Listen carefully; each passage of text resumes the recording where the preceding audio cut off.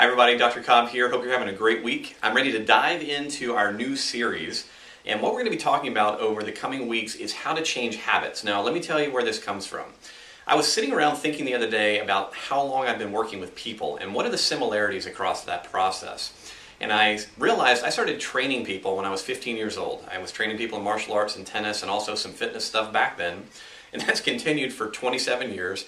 Working with people across truly the span of humanity, people that are wheelchair bound all the way up through world champion athletes in a variety of sports. And as I think through that, I've worked with over 20,000 people individually. I think it's around 23,000, and coached them, as I said, through all these different change processes. And what's been amazing in that is that there's a really common theme, common thread that goes through all of it. And if I was able to go back in time, back to when I was 15 years old, and working with everyone since that time, if I could go back and give them one gift that I believe would change their lives for the better permanently, it wouldn't be a cool exercise or a new way to get stronger. It would actually be to understand how their brain forms habits and how to change habits. One of the most exciting things to me that's happened in the explosion of research on the human brain and mind over the last 15 to 20 years is we're beginning to get a little better look into how we become the people that we are.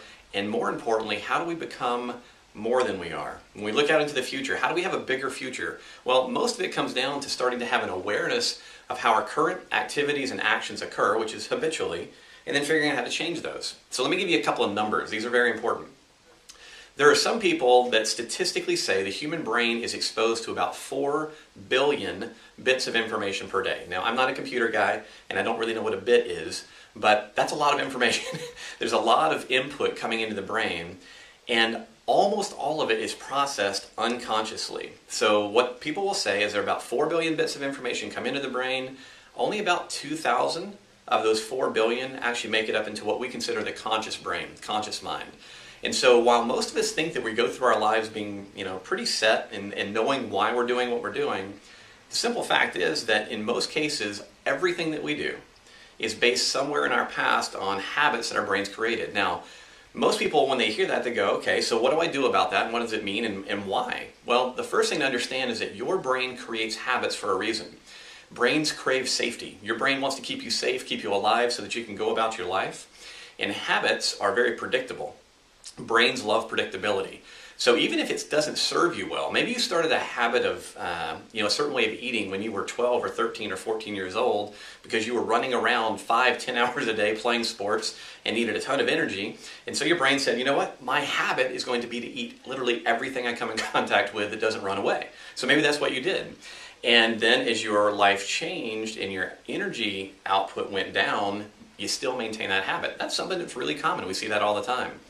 So that's just one example of millions of possible examples. How we interact with people, how we talk to our kids, talk to our spouses, interact with our coworkers, whatever, almost all of that is very habitual.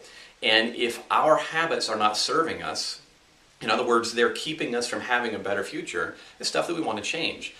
But also what I've learned in this, working with 20,000 plus people, is that people have a hard time changing habits because they very often overestimate the courage and intensity that is required to make it happen. So as I said, what we're going to spend time on in the next few weeks is talking about what we've learned about the human brain, and from that information, are there cool, easy, efficient ways that we can start to incorporate into our daily life that will help us begin making changes that will lead to a better future? The answer is absolutely yes. So to get this started, I'm going to give you an exercise that I would like for you to do for the next 7 days until we talk again. And this exercise is about awareness, because one of the things that we're really becoming cognizant of is the fact that to begin changing habits, begin modifying your behavior, very often the first thing you have to do is become aware of what you're doing. So I have a simple exercise I have a lot of our trainers do, and it works like this.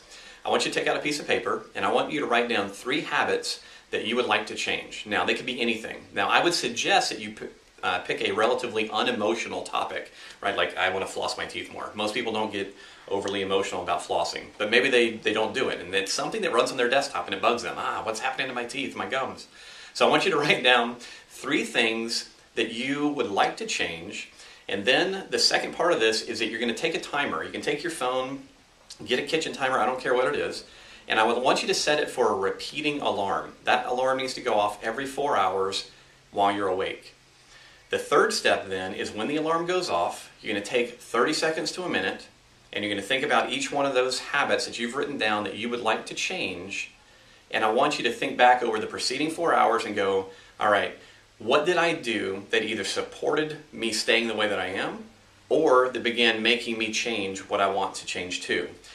So I don't want that to sound convoluted. It's really a simple idea.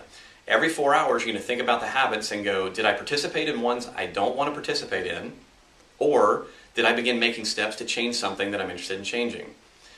This is an amazingly simple sounding exercise, but as I said, it requires a lot of courage and a lot of strength to move forward with, because the repeated process of paying attention is literally the very first step in beginning to make significant change in your life.